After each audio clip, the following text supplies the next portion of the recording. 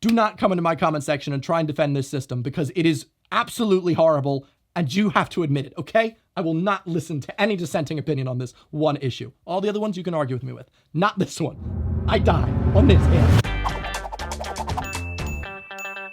Hello everybody and welcome back to a man who once fell asleep on a shelf.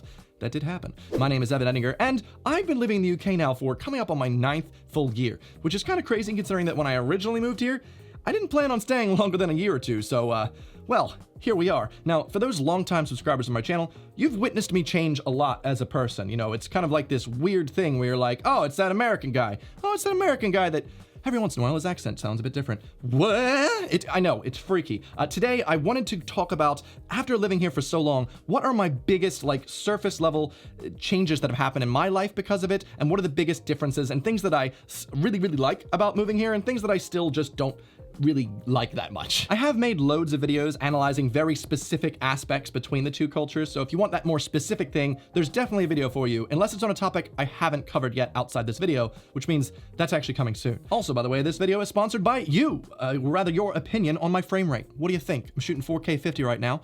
A little bit more hyper-realistic. Looks like I'm coming out your screen, so tell me what your thoughts are. But without further ado, today, we're talking about politics, TV, food, fashion. We'll start off right off the bat, fashion.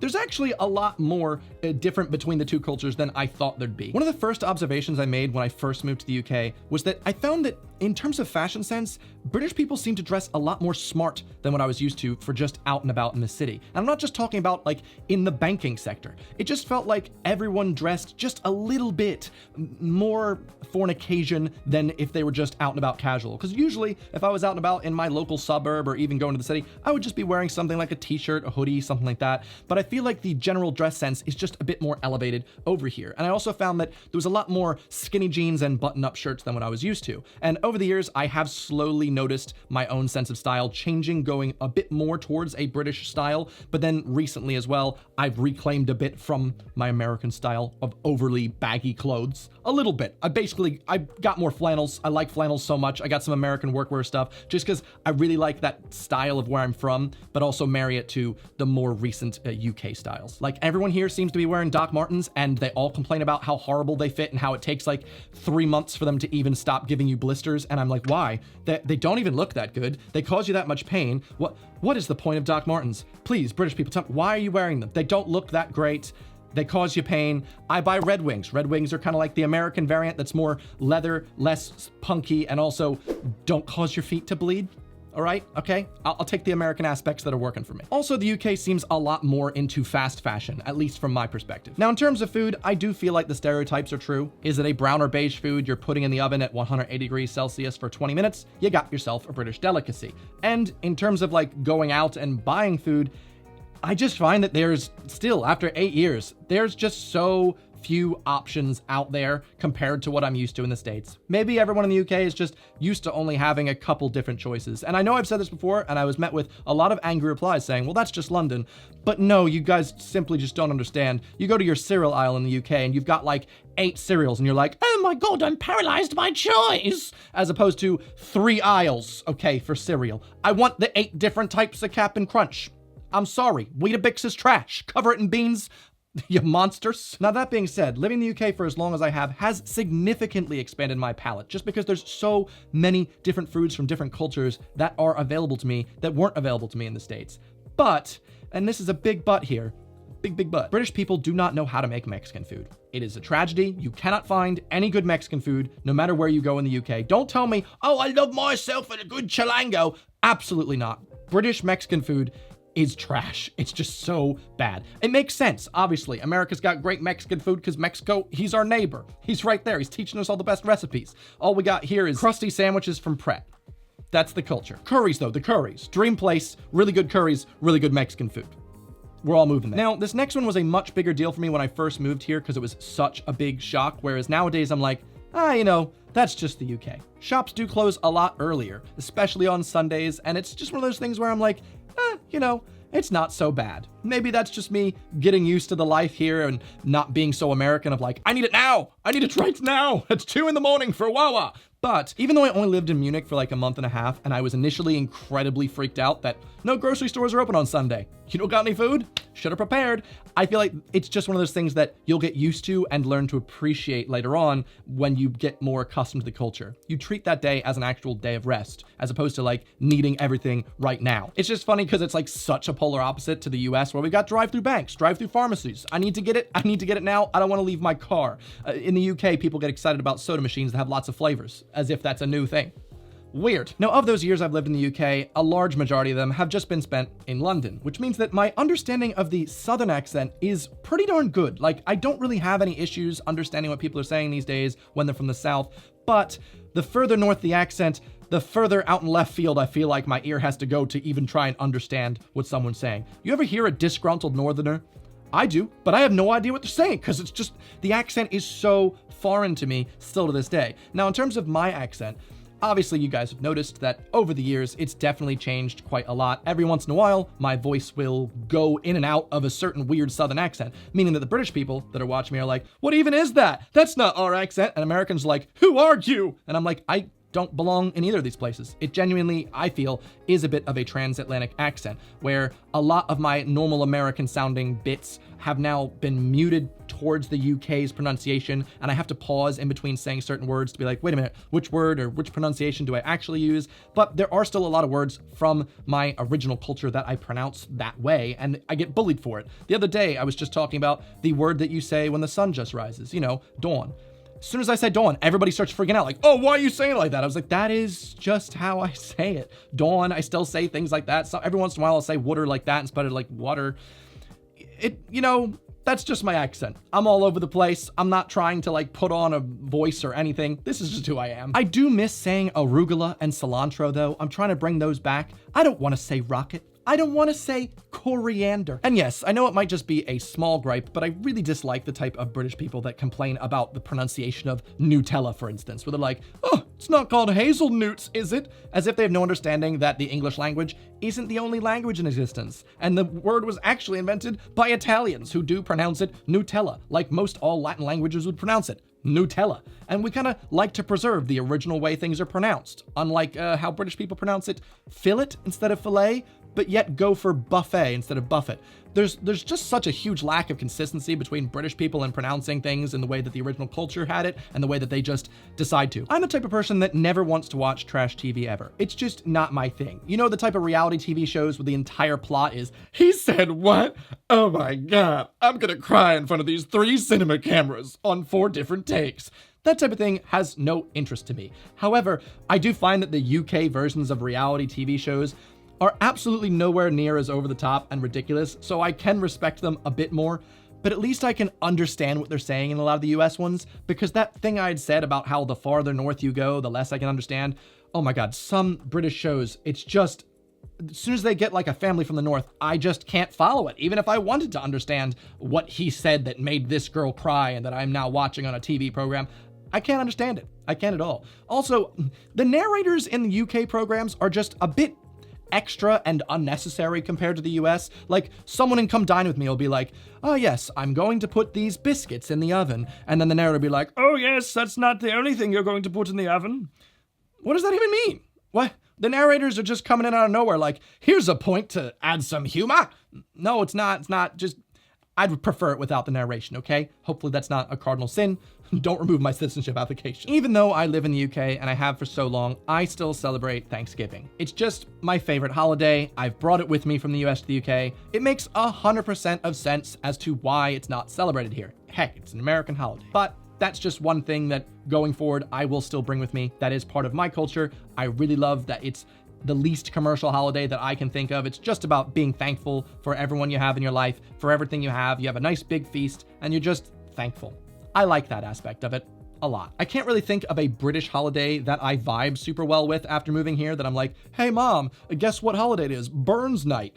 You know, there's not really any of those. I mean, there is the 5th of November, but I feel like most British people don't even care about it. They're just like, oh yeah, wasn't it when that tosser tried to blow up the parliament or something?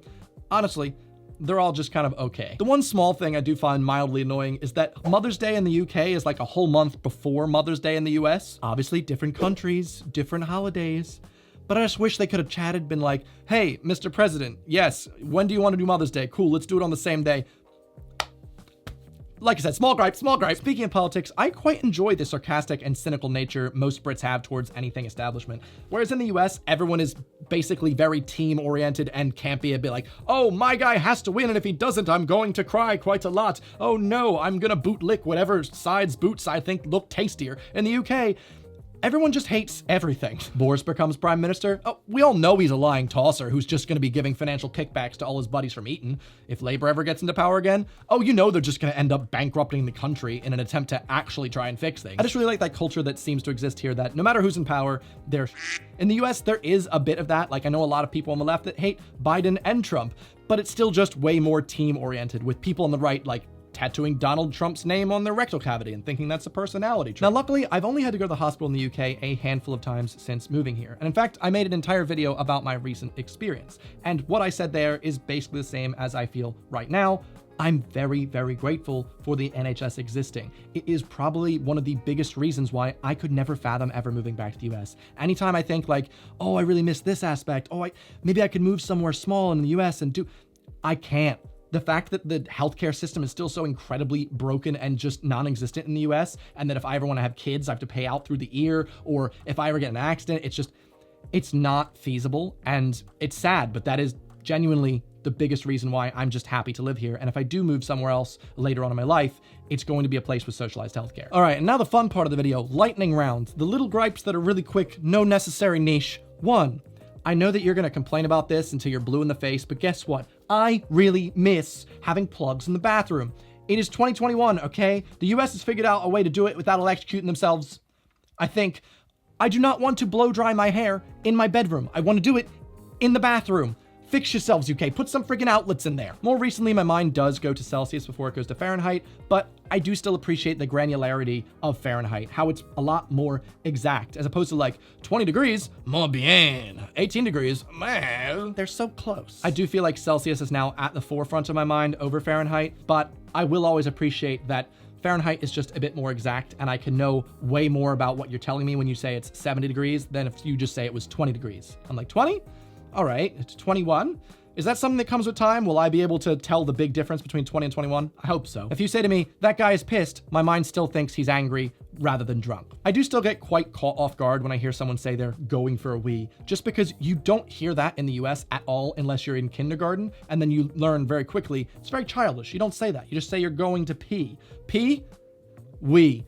No, but it's weird, but I do just find that British people use childish expressions like that quite a lot. Like I said in my hospital video, how the doctor was like, oh, how's your tummy? And I was like, tummy? What do you think, I'm 10? He did. He thought I was 10. People calling cream cheese Philadelphia instead of cream cheese is just weird to me, only because it's like someone saying, hey, do you want some of your own home city on this bagel? I still say saran wrap over cling film. I still say Kleenex over tissue. I still say toilet paper and not loo roll. I say vacuum, not Hoover, and Scotch tape instead of sellotape. That's the one. However, now that I know it's called sellotape, I got that pun that J.K. Rowling made in Harry Potter where she was like, spellotape. I appreciate that. I didn't understand the joke before, so good. If I've got a patch of grass behind my house, I still want to call it a yard. It feels good. A garden? No. The word garden is reserved for when you're growing vegetables or fruits or something like that. You can have a garden in your yard. The UK, they just call everything a garden. I hate it. It's just, no, stop, no. After living here 8 years, I still do not need a knife to eat most food, okay? And I feel like British people will take out a fork and knife at a restaurant to eat a burger. What are you doing? Just use your hands. Or if it's something that's not a steak, just use the fork. You don't need to use the knife for everything, folks.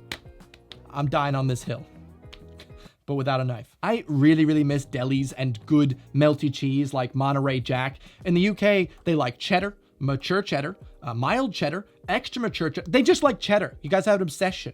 I want more cheese for sandwiches that isn't cheddar. Positives, VAT makes a lot of sense, and I do wish that the US would implement that because it's just such a better way of doing things. VAT, having the tax added to the bill so you don't have to do math and you don't have that thing at the bottom that's adding it for you. Just have it included. It makes so much more sense. VAT, I like it. By far, one of the most annoying things that I've found when living here is how British people pronounce numbers over the phone. It is unintuitive. It makes no sense. And no, this is not just because, oh, you're just not used to it. No, You have to genuinely pause and wait so long till you can actually hear the full number to understand what a British person is trying to say. Here's an example. We have the number 566-777-8888. Seems pretty innocuous. In America, I'd pronounce that as I just did, or I might say 566-777-8888. You know, can't mess that up. You can type it as it goes into the phone. Easy. In the UK, they will say 5 2 6s 3 7s 4 8s. Why? Why would you ever say the number? So I'm here typing 5. Then she says 2 6s 2 6. Wait, 2 6. Wait, what did you say? Please don't do that. All right, what we got next? 3 7s. No, 3 7. Why? Stop this, okay? It's dumb, okay? It's just so dumb. Do not come into my comment section and try and defend this system because it is absolutely horrible and you have to admit it, okay? I will not listen to any dissenting opinion on this one issue. All the other ones you can argue with me with. Not this one. I die on this hill. If you want to barbecue in the UK, you'd put food on the grill. Same as in the US. The heat's coming from below, fire comes up, a grill. However, when the heat is coming only from the top in an oven, the UK goes, that's also a grill. It's not. The grill is the exact opposite. The heat is coming from below. That's called broiling. I do not understand how British people think this and this is both grilling. No.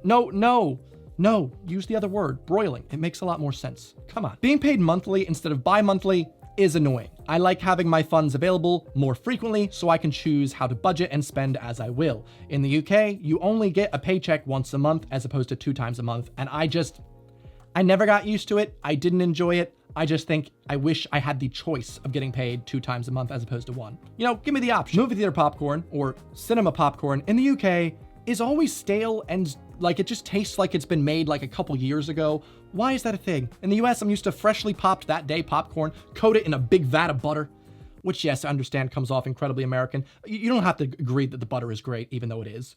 But why is it so stale here? It's just the simplest thing. And like I said, these are all just little simple gripes that might not be that popular. Popcorn?